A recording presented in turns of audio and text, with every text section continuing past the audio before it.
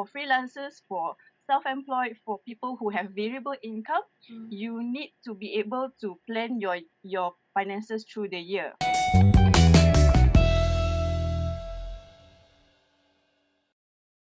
Hey guys, I'm AJ. I'm Rini. And welcome to the TFA Talk Show. Today we have a lovely lady. Her name is Aida Saini. A mother of 4 boys, is no stranger to the field of freelancing and entrepreneurship.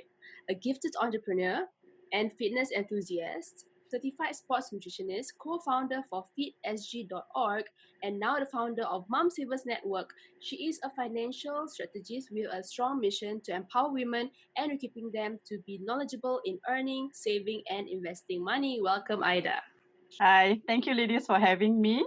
So, Aida, from your experience as a financial strategist, what are some of the ways freelancers can experience income loss? Okay, some of the ways that freelancers can experience income loss is like, first thing first, maybe health, okay, because this is quite common lah, because if freelancers' income is very directly correlated to their time. Correct. So if they are down on their health, if they they are experiencing some things that do not allow them to actually get the job, and then it cuts back on their time, their healthy time that they can actually perform their duties or get the deals that they need to get to be able to earn their income. So that's number one, Yep. the health part of it. And then the second part is actually the seasons. Some freelancers work according to seasons. Like say Yes. for example, if you are in the travel industry where there's a lot of there's a high volume, maybe nearer to June and December and all these Yep. things. So especially with the flights or any industry in the travel industry, and if you are like a tourist guy or something like that, especially right now in the COVID era, Situation. COVID situation where there's no tourists or whatsoever, what do you do? Correct. So there's like about 100% income loss. Then they have to find other ways to actually earn their income as well. So seasons is the second one that is, I think, very few people actually look at income loss with. And then the third one is actually the industry itself. Industry changes that you are specializing in. Some freelancers are are actually actors or actresses or singers, and right now where there's no way they can actually perform in a large crowd, it actually affects their income. 95 to 100% of their income is like totally lost. What about our freelancers? We mentioned about freelancing and about the season and how they're greatly affected, and how like, because freelancers, we kind of trade like money with time. That's right. So then are freelancers more prone to income loss compared to employees? Okay, this is the thing. Freelancers are usually more resilient. They are. We are. Wow. Yes. They are more resilient, and because they know of all these factors that affects their income, they think way ahead of the seasons. They think way ahead of the lull time that they don't have income. They think of various income streams. Usually freelancers don't just do one thing, okay? They don't copyright and then That's they just true. do that. So they are very resilient in getting new sources of income. That's one thing. For employees, it's usually more to the mindset, because they are very comfortable. The company is backing them up, financially, with their health insurance, with their retrenchment. Even if it's retrenchment, they will still have a golden handshake or something like that. But for freelancers, if there is no job, there is zero income, and that's that. So but the thing is, for employees, it's a bit harder for them to get back into whatever they were doing, because especially if they are specialized like HR or administrative duty that is desk bound, there is no way they can actually find other sources of income if they have not trained their mind to be that resilient to actually find other sources of income. How can freelancers protect themselves from income loss? My specialty is actually planning for moms, stay-home moms, working moms. So I can see both sides of the the spectrum. Okay, Right. so usually stay-home moms who are, especially if they are online entrepreneurs or they do freelancing, they do copywriting, they do home-based admin duties. These women actually have variable income that spreads through the year. Yeah. So maybe some months they can earn like $5,000. Some months they can earn only $1,000. So how do I actually help them plan their finances? Is that we look at the finances in a year. Okay.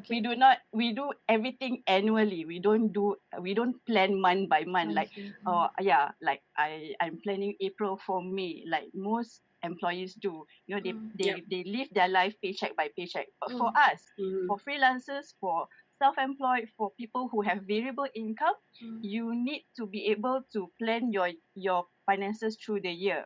But what if you are just starting out? You know, the first year Correct. usually you cannot foresee what your income is. Yep. So what I always suggest is the months that you have more, save about, you only spend like maybe 10-15% of basic needs that you have. The rest, try and space it out through the front to the front of the months. Like okay, if you're earning maybe 10K on January, that 10K should last you at least about 6 months on your Right. expenses. If you are just by yourself, that means you don't have any other Commitments. family commitments or any other commitments. Yep. And okay, so that's for the spreading of the income through the year. You need to look at the breakdown of your expenses. Okay. What are the fixed expenses that you have, and then what are the variable expenses that you can actually play with. Okay, usually what kills us is not the bigger expenses, not your car expenses, not your house expenses. It's The the small, daily expenses, the yeah. small Yeah, expenses. yeah, definitely. It's your $1, Starbucks. Yeah. $5. It's the value Correct, dollar correct. shop. It's Daiso. Oh, sorry, I Very cannot. dangerous, that one. No. $2, Yeah. $2. Yes, it's the hangout with your friends. That is the one that is going to kill your budgeting at the end of the day. So when you are wary of that and you track every single expenses of your daily expenses, it will be much easier for you to plan your budgeting and your income lah around that. Wow. Okay, a lot of things to do, Yeah, AJ. that's a lot to. There's a lot of things. Now I need to I need to go and I check know, back right? on myself as well, right? Correct. Okay, so now that you mentioned about freelancing and about budgeting, which I feel that is very important, and sometimes for freelancers, right, these are the last thing in our mind, right, is budgeting or like finance. Yeah. We always put it to the last because we always feel that, hey, we can earn money. Whenever it is, but then sometimes we look finance as the last thing in our mind, like who budgets, so it might be a very not cool thing to do. So maybe you can actually share with us, like, should freelancers buy insurance, and if yes, what kind should we get, like, for starters? Now that we know what are the areas that we need to budget, right? Insurance is okay. Most people think insurance is part of an expense, but actually Right, there yeah. are several parts of insurance that you have to look at. The first part is actually especially for freelancers, it's very, very important to make sure your healthcare insurance is on point. That means your hospitalization, your outpatient, Yep. your GP and everything, your personal accident insurance. All these have to be covered in the basics. And then you have to also think, if something happens to me and I'm not able to earn an income anymore. Yep. For example, I'm a photographer and I lose a finger. Yeah. I cannot click anymore.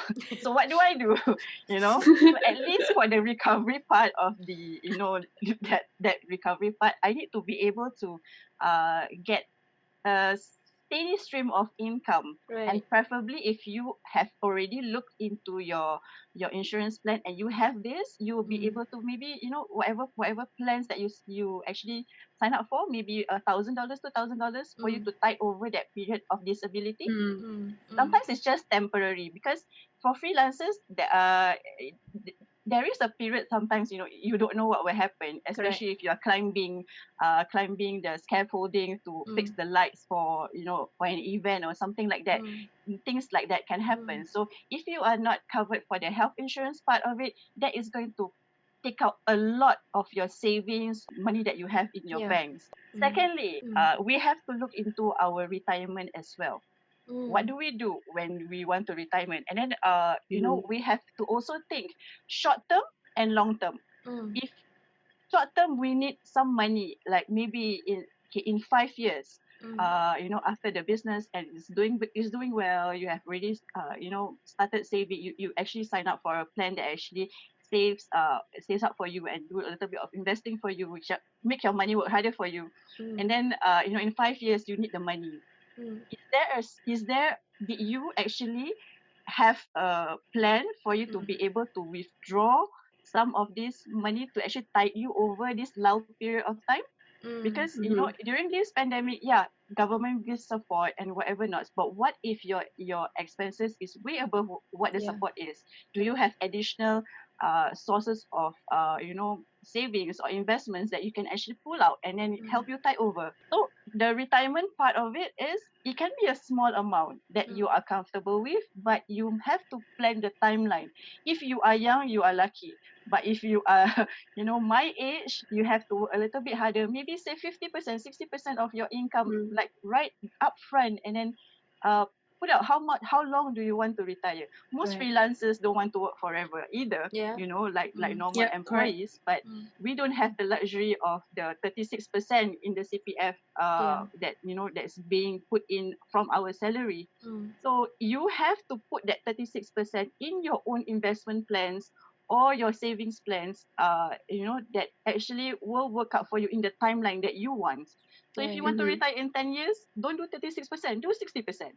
It's Mm. just not about Mm-hmm. the income loss, but if you plan properly, you can actually enjoy the life that that we chose. This Mm. is the Mm. life that we chose, and then we can retire to a life that we choose it also. Mm. Just be smart about it. Like I said, if you bring down your budgeting about 10-20% of your Yep. income, and then the rest goes into investing, make Mm. your money work harder for you. You can retire in no time, guys. Nice, 5 years. nice. 5 years. 5 years, 5 years. Okay, I feel that I think this is finance and budgeting is definitely a huge, I would say, topic that Topic. Yeah. freelancers should Hmm. definitely look into, Yeah. and it shouldn't be like the last thing in our list for Mm. freelancing, especially for those who are starting out. Yeah. If you fail to plan, you plan to Plan fail. to fail. Yeah, so I That's feel right. right. Yes, yeah. So okay, so before we let you off, Aida, Mm. how can our viewers and listeners connect with you? Okay, so you can actually find me on Instagram and Facebook with the name Aida Saini, AIDA SAINI, or you can actually find me on Mom Savers Network, MOMSAVERS Network Mm. on Facebook. Okay, thank you, Aida. So, for those of you who are watching and listening, you feel that our content is beneficial, do follow us on our social media platform or at the Freelancers Academy on Instagram, Spotify, YouTube, Telegram, as well as LinkedIn.